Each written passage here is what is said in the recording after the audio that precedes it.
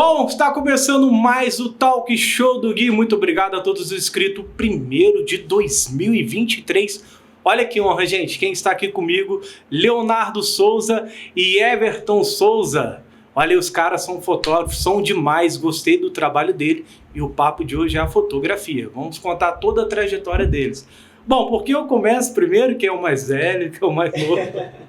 Então, há quanto tempo, Leonardo, vocês estão já no mundo da fotografia? É desde criança? Ou quando vocês nasceram, vocês também trabalharam em outras opções de serviço? Foi o seu primeiro emprego com fotografia, de ambos ou não? Como foi a vida de vocês? Então, a gente está na fotografia desde 11, 12 anos de idade. Na verdade, a gente nasceu na fotografia, né? Nosso pai era fotógrafo, então a gente já fazia alguns trabalhos, a partir de 11, 12 anos de idade, a gente já fazia alguns trabalhos com ele na fotografia, aquelas fotos 3x4, né? Aquelas fotos por documento. Ele tinha um laboratório também, preto e branco, em casa, que isso aguçou muito a nossa curiosidade na fotografia, né? Você vê todo o processo da fotografia ali sendo revelado, né? Antigamente tinha muito disso, né? De você revelar a foto. Lembro. Hoje em dia o digital nos deixa mais digital, né? Só tem foto no arquivo ali no celular mesmo. Então isso foi muito forte na nossa infância. Depois de certa idade, né, a gente sempre teve a fotografia, como fotografia não dá dinheiro, né? A fotografia só paga as contas. Esse é igual a falar que é ator, né? Teatro. Vai trabalhar? Como assim trabalhar, pai? Mas aí, com o tempo, tentamos se aventurar em outras áreas, né? Trabalhei em multinacional, fiquei no exército também por algum período. Olha, você foi militar? Bacana, cara. Fui militar por durante 7 anos. Everton também? Nem para servir eu servi. Aí, depois desse período, a gente viu, né, que a gente tinha essa parte muito forte na fotografia. Resolvemos voltar, né, depois do falecimento do nosso pai. Uhum. Foi algo marcante pra gente ali. E aí... Você tinha quantos anos quando seu pai faleceu? Em 2014, né? Eu tinha 26. Ah, pouco tempo. Sim, e ele 26. 26 anos de idade. Então seu pai deixou esse legado para ambos, né? Sim. Aí depois reformulamos todos os negócios, né? Que a fotografia já tinha passado já do analógico para o digital.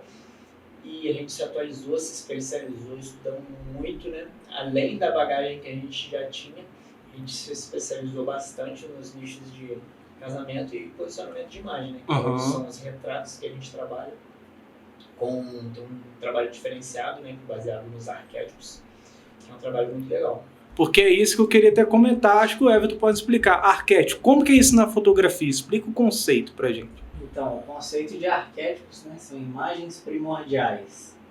São imagens que já estão presentes no nosso subconsciente, no inconsciente coletivo, né? A gente gosta de falar. Então é a forma comum com que todos nós percebemos o mundo. A gente sempre faz uma dinâmica, né, e faz um exercício, na verdade, pede para as pessoas imaginarem a figura de um médico, a figura de um herói, a figura de um advogado. E assim, a concepção dessa imagem no nosso inconsciente coletivo, ela é padronizada, ela é comum para todo mundo. Todo mundo imagina o advogado, alguém de terno e gravata, o médico, alguém de branco, aquela figura, né? E o herói é aquela pose, né? Aquela mão na cintura, aquela proatividade, né? Aquela força, passando aquela energia. Então, quando a gente trabalha os arquétipos nas imagens, antes que você fale alguma coisa, a sua imagem já transmite uma mensagem. Já condiz com aquilo. Um recado. Ou seja, os arquétipos, eles permitem que você precise falar menos. A sua imagem já comunica, ela já conecta. E, é claro, né, você corrobora, né, você complementa ali com o seu conhecimento. Mas, assim, ter uma boa imagem, criar essa primeira boa impressão é fundamental. Porque hoje em dia a gente está na internet ali, a gente está tateando ali, escolhendo, procurando serviços, produtos. E, assim, se a sua imagem não se destacar naquele meio, você pode ser um profissional de excelência. Alguém menos capacitado, menos gabaritado que você, que se posicionou melhor, vai ter mais visibilidade e vai ocupar o seu espaço, pelo simples fato, né, de se apresentar, de ter essa preocupação com a imagem. Então, o posicionamento antes é tudo no Arquétipos, né, que diz. Entendi. Então, por exemplo, assim, a pessoa, eu quero ser um advogado. Ela meio que já se condiz dentro dela para fazer aquela imagem, um terno e gravata, e tem a posição da imagem que vocês fazem também, né? Na verdade, o posicionamento de imagem, ele acontece na cabeça do seu cliente. Aham. É a forma com que o cliente te enxerga, como que ele te percebe. As grandes marcas, elas trabalham muito nisso do posicionamento de imagem, né? Elas criam ali um personagem ali que vai trabalhando no seu inconsciente, que você já logo compra aquele produto. Citar um exemplo, as marcas de refrigerante, às vezes. Todo mundo sabe que refrigerante não faz bem para a saúde.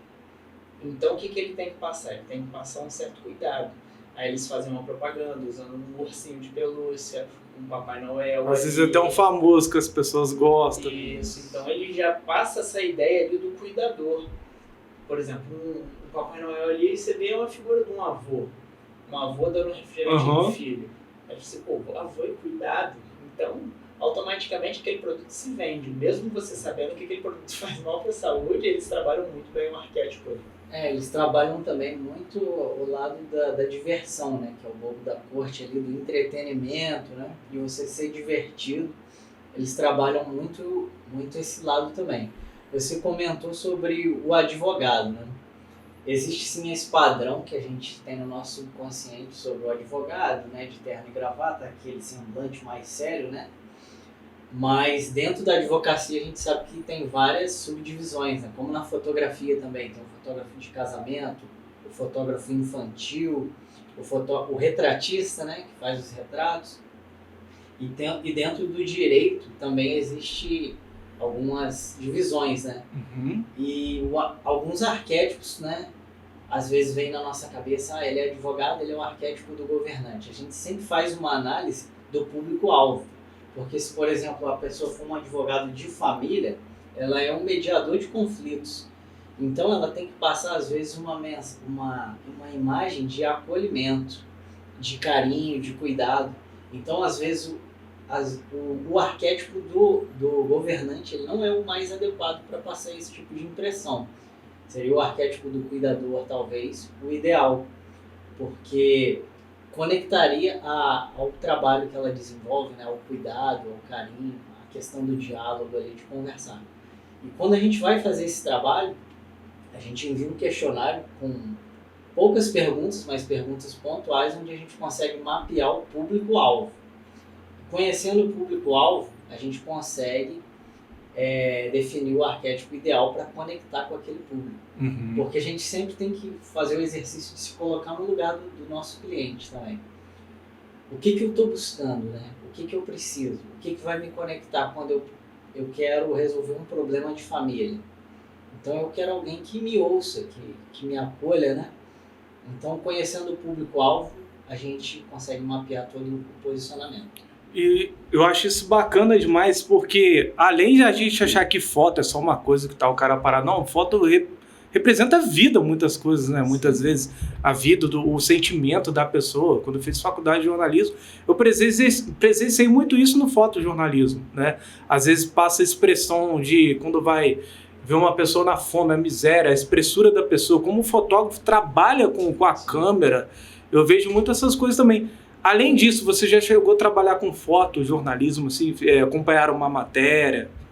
Vocês dois? Então, dentro da nossa fotografia, por exemplo, a fotografia de casamento, a gente trabalha o fotojornalismo também. Porque geralmente a gente tem 3 fotógrafos trabalhando na cerimônia de casamento. Né? Tem um fotógrafo ali no olhar do noivo, um fotógrafo no olhar da noiva, e o terceiro fotógrafo, ele está fazendo esse fotojornalismo. Ele está pegando todas as reações dos convidados. A emoção de um pai, de uma mãe, de uma madrinha, de um convidado. Às vezes a brincadeira que as daminhas, né, os pajens ali fazem um com o outro. Então, por que a gente tem esse cuidado com essa parte jornalística no casamento? Porque 90% da cerimônia do casamento, os noivos estão de costas para os convidados. Uhum. Então eles não estão percebendo nada que está acontecendo ali nos bastidores, por trás. Então a gente tem esse cuidado para ter um fotógrafo nesse fotojornalismo, pegar a espontaneidade das pessoas. Porque é uma coisa muito bacana, que eu lembro quando eu estava na época de faculdade, por exemplo, botava a foto do Bolsonaro. Ah, parece que é o quê? Ele tá com raiva. Às vezes, quando o fotógrafo pegava um certo ponto dele, que expressava às vezes que ele tava com raiva, às vezes nem era aquilo. Por isso que eu olho bem esse cuidado da fotografia, que a imagem diz tudo. Com certeza. Às vezes, em frações de segundos ali, né? A gente às vezes tem que fotografar em alta velocidade. Você consegue pegar várias cenas e dentro daquela cena você pega uma expressão alegre, uma expressão triste, uma expressão mais com raiva, né? Porque, igual isso, né, que a gente está falando sobre arquétipos, né? A política usou muito disso, né, com o arquétipo. O presidente ali, ele tem que passar uma autoridade, né? Então ele tem que trabalhar o governante ali. Mas ele também tem que trabalhar o cara comum, né? Ele tem que se mostrar ali no meio da população, se mostrar que ele se compadece com a dor da população. Ele tem que se transitar nesses dois arquétipos, né? Do cara comum e do governante. Agora, muitas coisas também o ambiente diz tudo para uma fotografia, dependendo da ocasião. Nem sempre. Isso pode interferir muito na questão do humor da pessoa. Às vezes ela não se sente muito bem naquele ambiente, ele pode trazer certo desconforto. Mas às vezes você pode fazer também uma foto muito boa em um ambiente que seja caótico, por exemplo. Você consegue... Eu já vi improviso assim na internet. Por exemplo, tinha uma poça d'água, o fotógrafo ele colocou como se fosse uma cachoeira atrás. Parece que eles usam muito improviso. Eu não sei se a gente enviou para você no meio dessas fotos, mas tem uma foto de casamento, de pré-wedding, na verdade. Acho que tem, né? Que o Léo mandou, não tem? Foi muito interessante. Se você olhar o lugar, no Instagram do meu irmão, vai ter essa foto também. Se puder mostrar depois. Cara, é um lugar totalmente simples, com uma árvore, Isso, exatamente. Olha, se você olhar essa fotografia, ela parece uma pintura. Mas se você for até esse lugar, você não vê. Então vai muito do olhar. Eu acho que o que diferencia principalmente o fotógrafo, né, a gente não tocou nesse assunto ainda, mas a gente sabe que a tecnologia está evoluindo absurdamente. E os celulares, né, os softwares estão entregando muita qualidade. Mas o olhar do fotógrafo, ele sempre é diferenciado. Parece uma pintura, me lembra do Leonardo da Vinci. Você sempre consegue ler uma fotografia para nós, né, que somos mais habituados, e saber se ali existe um fotógrafo profissional ou simplesmente alguém com uma boa câmera. Então, isso é o que diferencia muito. E essa questão do lugar, né, que você estava falando, os noivos, né, não entenderam muito, ficaram meio assim... Não, e fica uma coisa legal, porque igual você falou, às vezes o cara tá com um equipamento bom, mas não faz boa foto. Porque por mais que eu tô vendo ali, parece que tem uns galhos secos ali. Ficou uma coisa de primeiro, ficou igual um quadro. Sim. Tem uma foto também que a gente faz, deixa eu ver se eu acho aqui, que a gente usa uma técnica de longa exposição. Aí isso tem toda a forma, você trabalha também o ISO, obturador. Sim. Isso é a base, né? O beabá da fotografia ali. É como a gente até estava conversando aqui nos bastidores, né? Quando você aprende isso, você aprende o beabá da fotografia ali, a parte técnica. Mas o seu olhar vai se desenvolvendo com a prática, né? E com a prática também você vai entendendo qual é o melhor estilo, qual é o estilo de fotografia que você mais gosta. Nessa fotografia é uma técnica muito usada de longa exposição. Você consegue pegar a Via Láctea. Perfeito. Você tem que usar a técnica, né? Porque é uma longa exposição, ela fica 30 segundos mais ou menos registrando. E as pessoas têm que estar bem paradinhas, né? Para não sair aquela imagem borrada, a câmera no tripé. Depois você pisca o flash para que congele aquele momento deles ali e você consegue pegar toda essa atmosfera da Via Láctea. Inclusive essa foto a gente geralmente faz umas 5 fotos, você percebe o movimento que a Via Láctea vai fazendo, né? A rotação da Terra, é muito interessante. Cara, ficou perfeito. E aqui, o que você utilizou? Como é que você preparou o casal ali? Então, aí a gente utilizou uma câmera, né?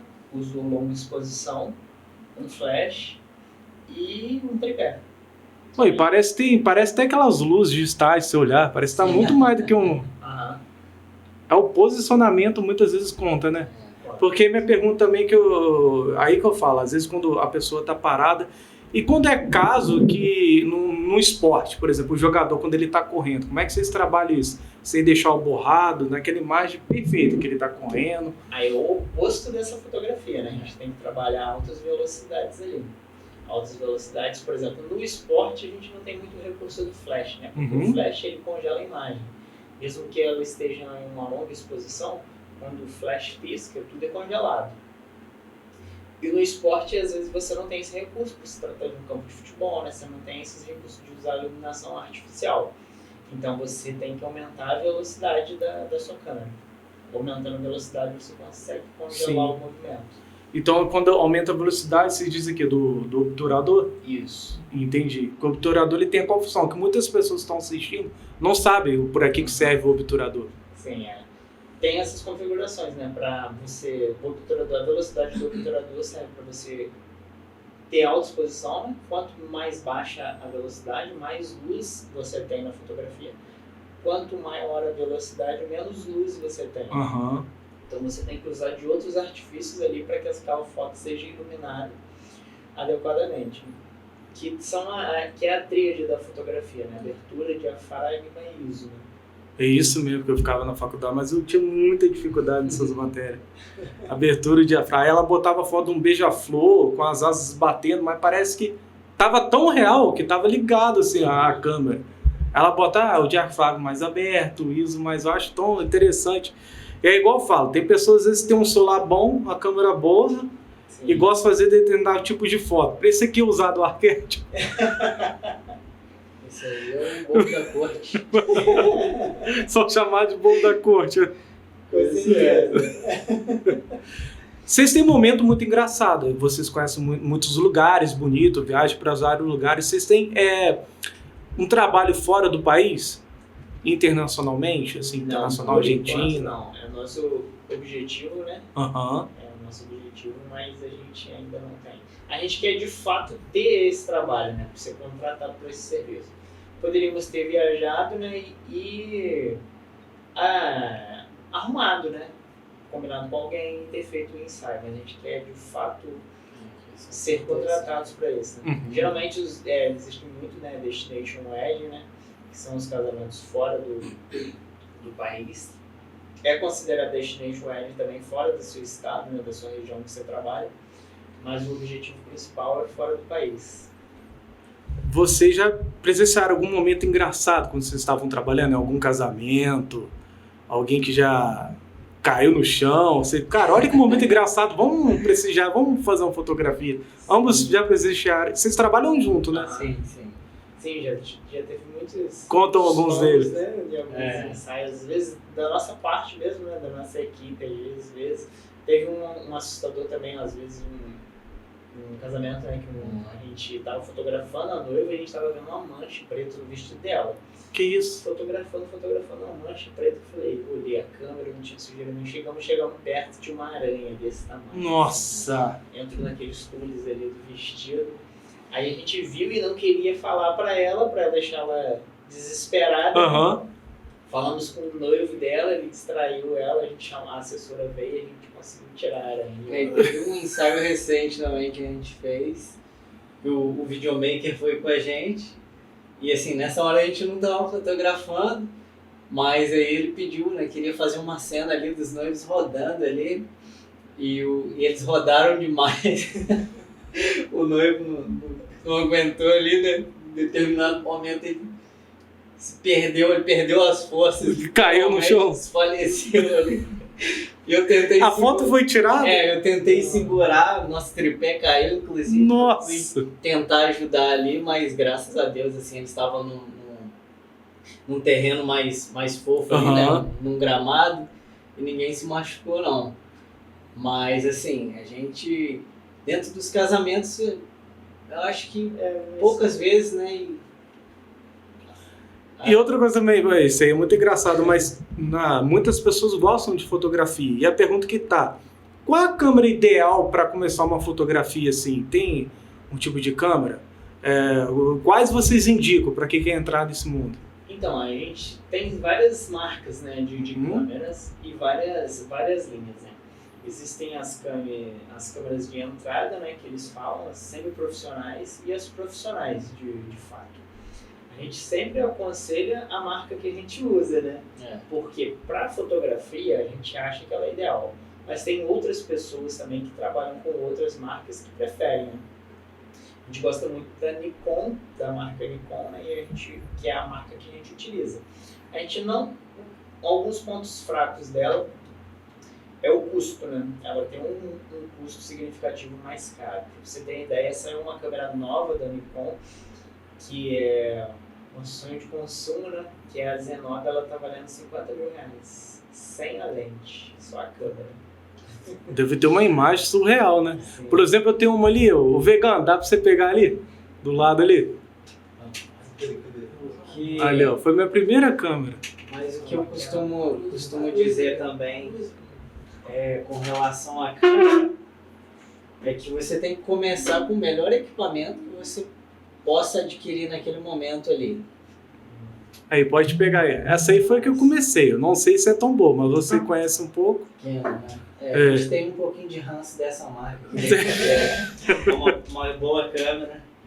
É assim, é uma câmera, vamos dizer assim, para início, né? Ela é bem limitada, né, na questão aqui. Você vê que ela não troca a lente, né? Você tem que utilizar essa lente que ela tem aqui.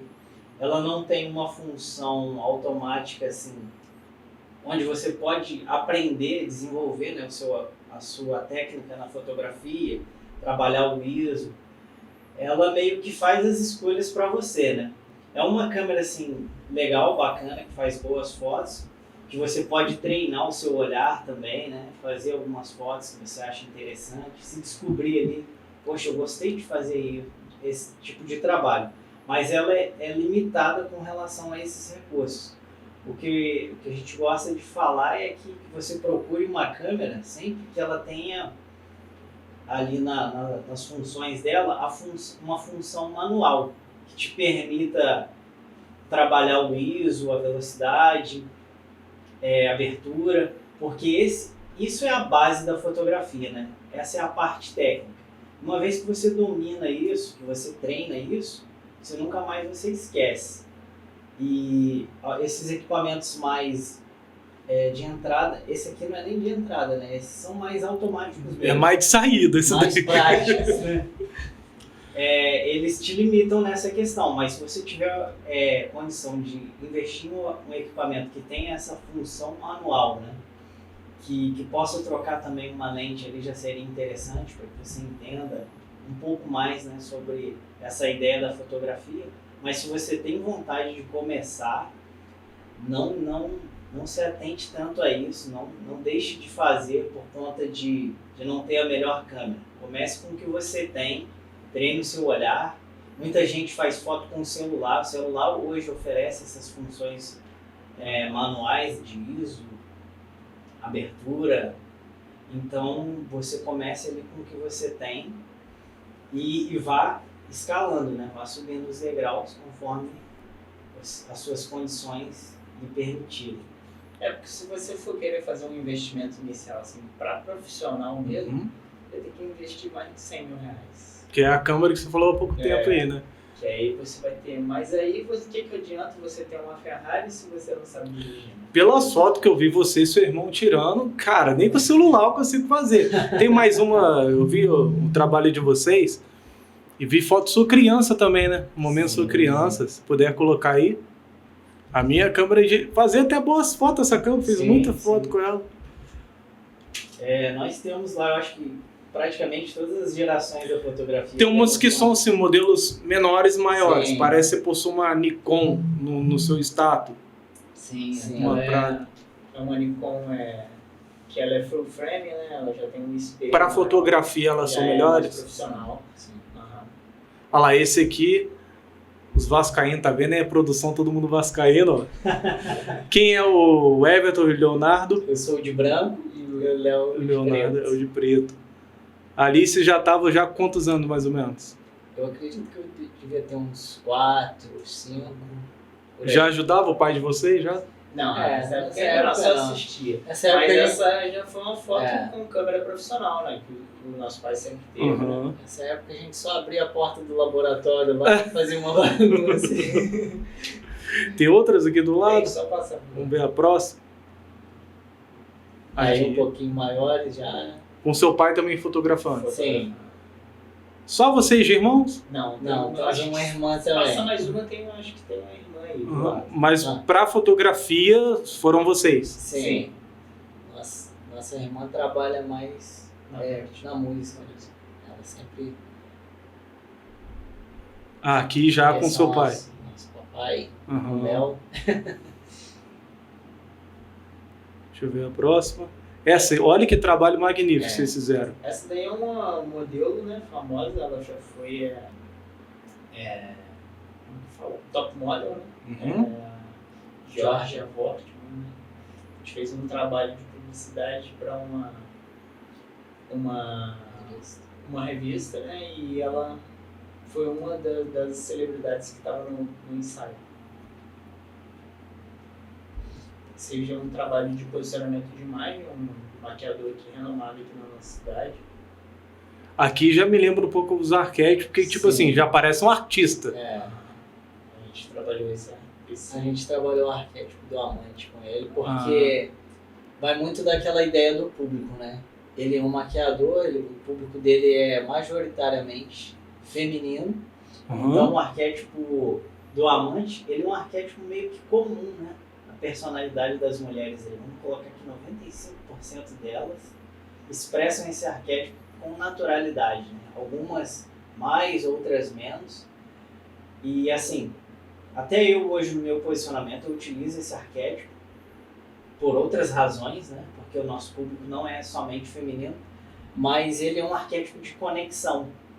E pelo público dele ser feminino, ele teria bastante identificação utilizando esse arquétipo e ele deu um feedback pra gente muito bacana, né, sobre essas fotos, sobre a identificação, né, que as clientes encontraram, né, nas imagens. Próxima foto aqui, já você e sua irmã devem estar aqui, né? ela é de cabelo vermelho aí. É. Isso aí, acredito que seja a última foto que a gente teve de família, né? É. Foi no meu Uhum. casamento.